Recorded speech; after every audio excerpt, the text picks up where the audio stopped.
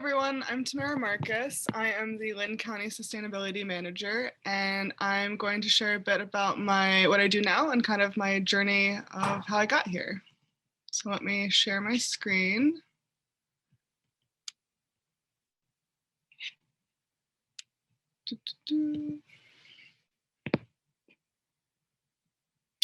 Awesome. Okay. As I said, I'm Tamara Marcus.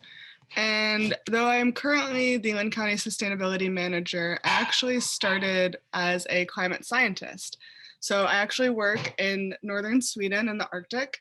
I work on lakes and use lake sediments to try and understand old climates.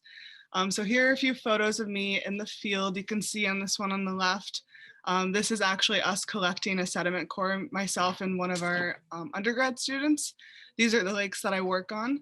And then here is another photo of me kind of directing the coring site. So figuring out where we're actually going to take that core that you see in this picture on the left.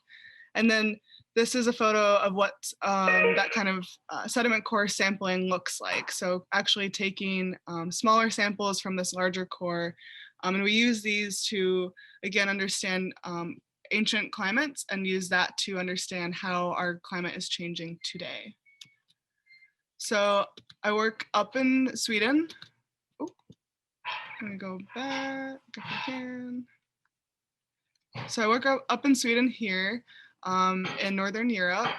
And so it's super far up and above the Arctic Circle. So it's actually like 24-hour days of sunlight when we go and sample.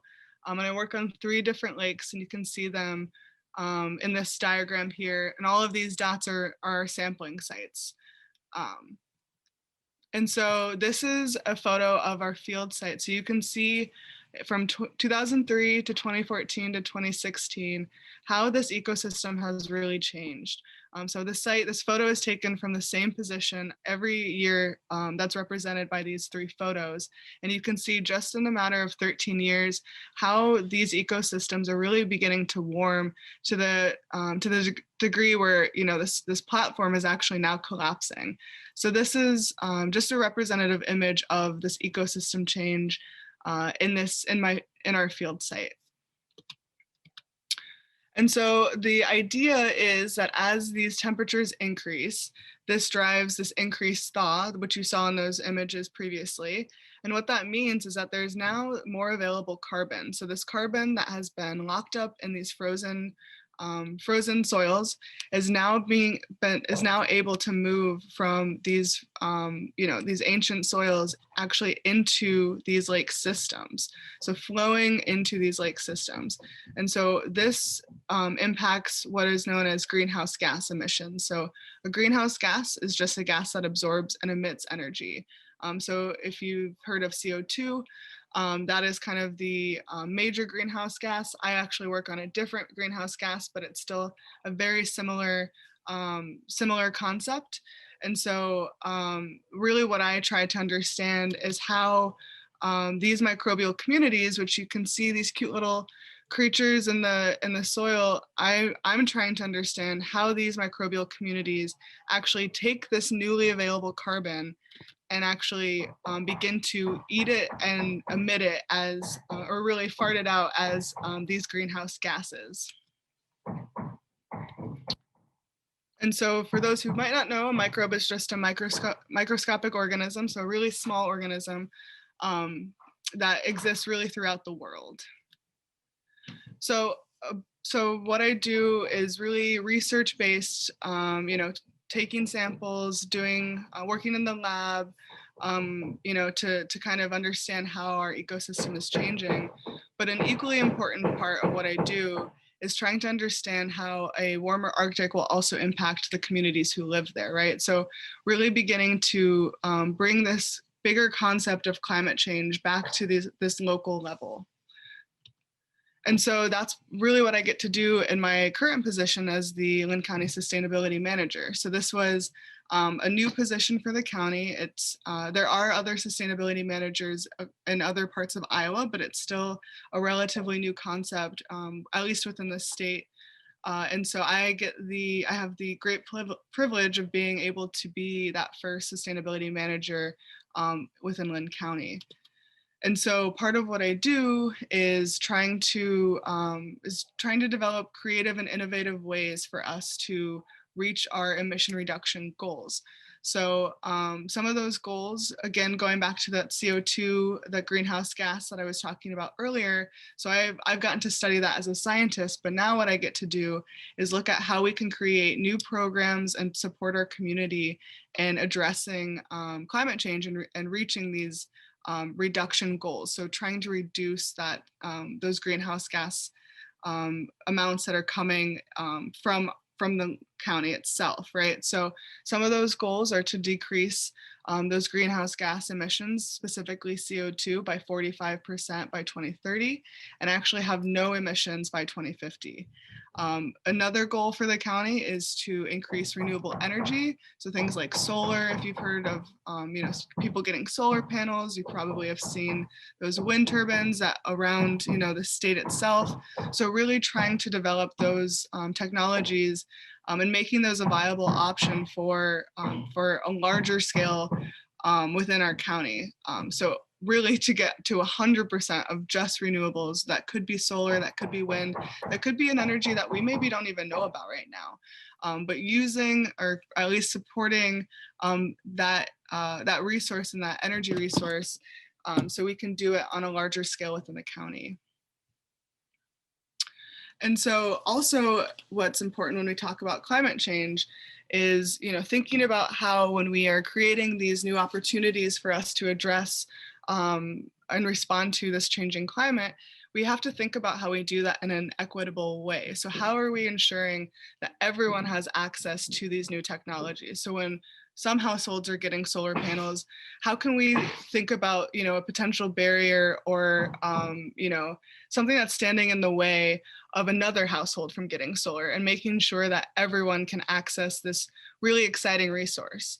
And so part of what I'm doing at the county now is to develop what we call an inclusive approach to outreach and participation. So that, again, ensuring that we're hearing, from all of the community, not just a subset of it.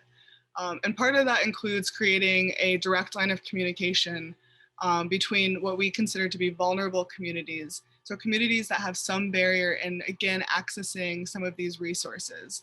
So for example, that could be, low income households. So that's something that, it typically requires a lot of money to put these solar panels on homes. And so how can we think about things like, for example, community solar, where it's an entire neighborhood investing to ensure that everyone, again, has access to a really exciting and important energy resource. And then I think, for a lot of people, if maybe your parents have worked for the nuclear power plant previously, that now is actually being shut down. And so there are real workers with, families that they need to support, who now need to think about, what they're going to do next, since maybe they've worked in this power plant for their entire life. And so creating, opportunities and programs that ensure a just transition for these workers who have depended on fossil fuels is equally as important as developing these new technologies. Again, ensuring that all of these, these opportunities to address climate change are equally accessible to everyone.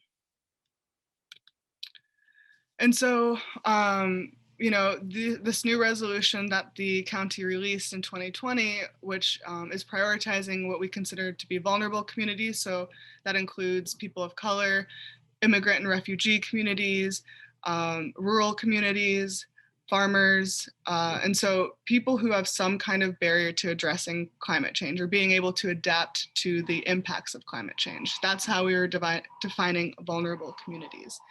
And so what this new resolution really does is it allows us to not only identify these communities, but also show that there are these connections between, some might say, very different groups, to actually, identify how we all play a role in this climate action, and trying to highlight, and amplify those connections between these groups so we can adapt to this changing climate together. And it also empowers communities to lead that climate action. So it's not just coming from the top down, right? So it's actually, discussing within the community what climate action makes sense for this community, because it's going to be very different between, think about, certain neighborhoods around Cedar Rapids, right? So say, if you live in town, maybe that climate action looks like trying to create more efficient transportation systems. So maybe we encourage, incentivize people who use buses, for example. If you live out in the country, that climate action might not be the same thing. It might be, say you're a farmer, that could be supporting, more sustainable farming practices. So it's still under the umbrella of climate action, but the specific action will be very different between those two groups. So allowing, that kind of diversity of action to exist is critical if we're going to make this adaptation process sustainable. So some of the loves of a position like this is being able to develop innovative ideas for complex problems, right? So, it sounds very simple if you say, we're going to reduce our emissions by 45%, but how? And so thinking about all of these really complex pieces that come into play when we think about that climate action is both, for me, it's a love because you get to kind of see how these, how the social piece of it intersects with the science piece of it, right? Also being able to work with diverse groups of people has been really incredible. So, again, being able to work with farmers is very different than working with immigrant and refugee communities, but each of them have, a very important perspective to bring to the table and how we think about climate action within Linn County. And then also creating actionable solutions. So for me as a climate scientist, a lot of what I was doing was more, theoretical and, maybe I would write a scientific paper and go to conferences and present my research. And that's also very exciting to do. And also being able to translate, some of this higher level thinking or, these numbers into action is really how I see it. So knowing that the climate is changing is a part of it, but then thinking about how we take action on that has been really exciting for me and something that I get to do in this position.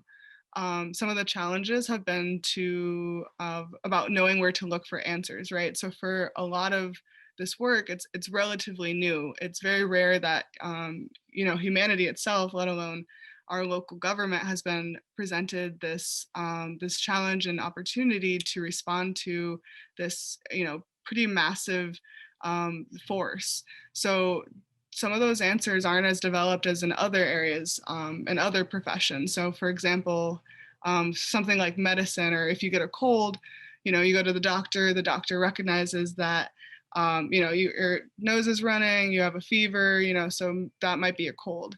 The answer is very clear because we've seen it again and again. For climate change, that's not always the case. And so one of those challenges is trying to find those answers. And honestly, a lot of them aren't really there yet. And so it is this kind of experimental process to figure out how we as a local government and also worldwide will address and adapt to this changing climate.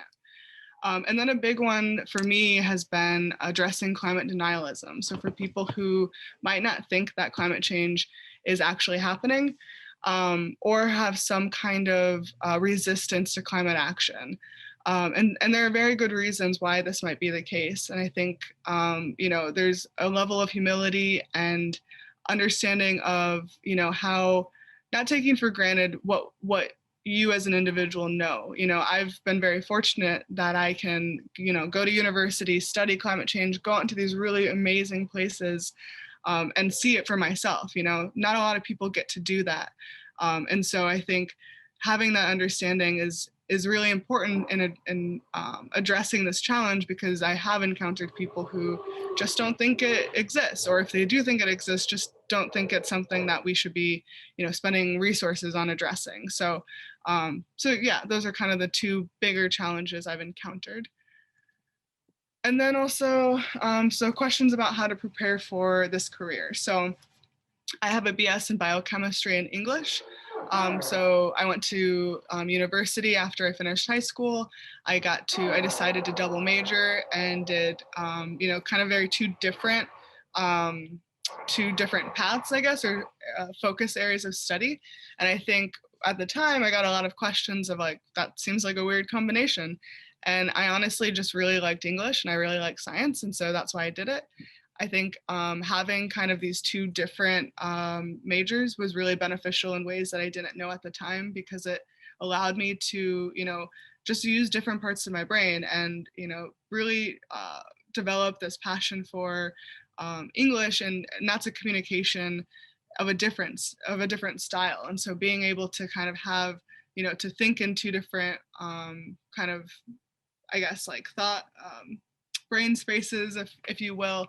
Obviously the communication in science is a lot different than that in literature and English. So being able to, I guess, have that kind of diverse experience and education, I think, has really contributed to the things that I value and think that I am successful in. I've also am currently doing a PhD in earth science, which I got to share some of that research in the earlier part of this talk. And so that's in progress, and that to me has allowed me to really dive into, some of the nitty gritty details of climate change and have just a more, I think, just well-versed understanding of climate change. And I don't necessarily share that with everyone, but I think having that foundation has been really valuable for me to just if people are interested about those kind of finer details, I get to share what I know with them. So that's been really exciting. In terms of extracurricular activities, when I was in high school and in middle school and high school, I was in an environmental club, and so we did a lot of recycling stuff around our school. I was also in AP Environmental Science, which isn't really an extracurricular, but just kind of a class that I think was really influential for me, kind of thinking about this as a career path. And then also the Science National Honor Society. That's, again, I think, it's a science focused, but there is this service piece of it. And so I think for me that, in probably more ways than I know, was really influential in thinking about how we use science as a tool to address some of these, social injustices within our community. Career advice for those who are thinking about pursuing a position similar to mine, I would definitely recommend, having a background in climate change or some kind of STEM field. When I was in undergrad, I thought about, majoring in anthropology or environmental science, and ended up kind of focusing in on the harder science, at the suggestion and recommendation of one of my mentors. He suggested, it's a bit easier to learn, or you have, I guess, more opportunities to learn some of the more social science pieces of it, but some of that hard science stuff, such as math or more technical subjects like chemistry, are a lot more challenging to learn on your own. So you might consider using that time in undergrad, for example, to really focus in on those kinds of fields. But all of this to say is that this is just a recommendation. This is what I chose to do, but there's definitely, for those of you who are really compelled to study environmental science or sociology or some of those other fields, there's certainly a path towards doing what I do by studying those subjects as well. Community engagement experience, this is really key. So I think, learning how to translate some of these more, conceptual, technical kind of ideas and numbers into actionable policy is really going to benefit you in this position, since there is, as I talked about earlier, sometimes this resistance to climate change and sometimes just not an understanding of what that means and why we should care about it. So as much community engagement experience as you can get throughout your education, it'll definitely benefit you in the long run. Having strong communication skills kind of fits and ties into that earlier piece. So being able to think about your audience and trying to structure your, your thoughts and viewpoints in a way that's going to be interesting to your audience is going to be really important to trying to, to build kind of that ground level effort that is required for climate action. Critical thinking is also key. So, thinking about, not only why people think the way that they do, the life experiences that have led them there, but also thinking about why you think the way you do and your life experiences.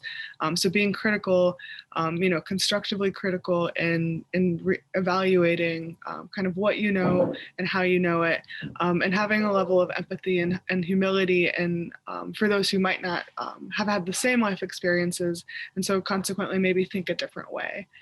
And then also, I should say, understanding of privilege. So what I mean by this is, again, just kind of thinking about these life experiences that kind of guide us in our ways of thinking. For example, if you're a farmer, you might care about different things than if you live in the city. So just being aware of what motivates each of us is really important in trying to build that kind of connection that is required of such a collaborative effort to adapt to this changing climate. So with that, I will stop here. I hope you learned something from my presentation, and if you have any questions, please feel free to send them to your coordinator and she can send them to me and I would be happy to answer them. I hope you enjoyed this short presentation, and good luck in your personal paths to becoming a sustainability manager.